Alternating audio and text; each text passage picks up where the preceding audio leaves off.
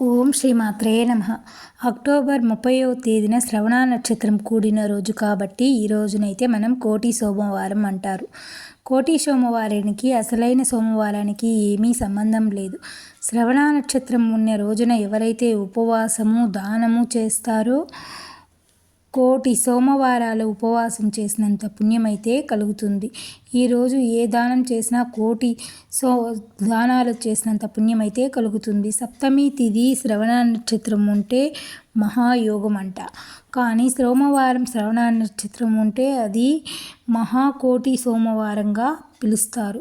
ఈ సంవత్సరం అయితే అక్టోబర్ 30వ తారీఖున అష్టమి తిథి శ్రవణ నక్షత్రం ఉంది కాబట్టి ఈ రోజున వీక్షించే అందరూ కూడా ఉపవాసాన్ని పాటిస్తూ బ్రహ్మచర్యాన్ని పాటిస్తూ మాంసాహారాన్ని మద్యపానాన్ని భోజనం లేకుండా చక్కగా దైవనామస్మరణ చేసుకుంటూ ఉండి సాయంకాలం ప్రదోష సమయంలో శివాలయంలో కానీ విష్ణాలయంలో కానీ బ్రాహ్మణుడికి దీపదానము ఉసిరిక దానం చేసిన ఎంతో పుణ్యమైతే లభిస్తుంది. ఇందులో ఏమాత్రం సందేహం లేదు. అంతటి అరుదైన ఈ దీపదానాన్ని ఈ పూజను ఎవరు మిస్ చేసుకోకండి. అలాగే 10 మందికి షేర్ చేయండి. ఈ వీడియో నచ్చిందంటే ఒక లైక్ చేయండి. సబ్స్క్రైబ్ చేసుకోవడం మాత్రం మర్చిపోకండి. కోటి సోమవారం రోజున దీపదాన జప చేయడం వల్ల కోటి రెట్ల ఫలితం అయితే కలుగుతుంది. ఈరోజు అంతేకాకుండా కార్తవీర్యార్జున యొక్క జన్మదినం గోష్ఠాష్టమి.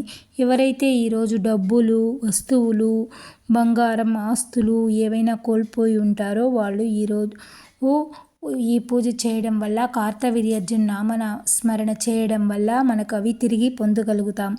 భార్యాభర్తల మధ్య విడిపోవాలని నా భార్య నాకు కావాలి నా భర్త నాకు కావాలి అనుకున్న వాళ్ళు ఒకరిని ఇష్టపడ్డ వాళ్ళు విడిపోయిన వాళ్ళు ఒకటి కావాలి అనుకునే వాళ్ళు ఈరోజు కార్తవీర్యార్జున నామస్మరణ అయితే చేసుకుంటే మళ్ళీ మనం దారిపోయిన మనుషులు కానీ దారిపోయిన బంగారం కానీ పోగొట్టుకున్న వస్తువులు కానీ మనకైతే తప్పకుండా చేజిక్కించుకుంటాం.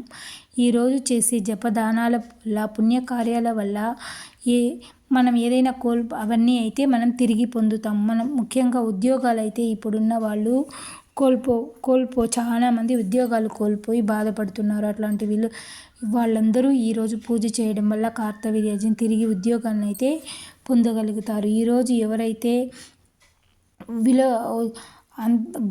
గో పూజ చేసుకోవాలి. ఈరోజు అష్టమి తిథి శ్రవణ నక్షత్రం కలిసి వచ్చింది కాబట్టి కార్తీక మాసంలో వచ్చే అష్టమికి ఎంతో ప్రాముఖ్యత ఉంది. ఈ అష్టమి రోజు గోపూజ చేస్తే ఆవుకి బెల్లం బఠానీలు తినిపిస్తే ఎనలేని పుణ్యం అయితే కలుగుతుంది.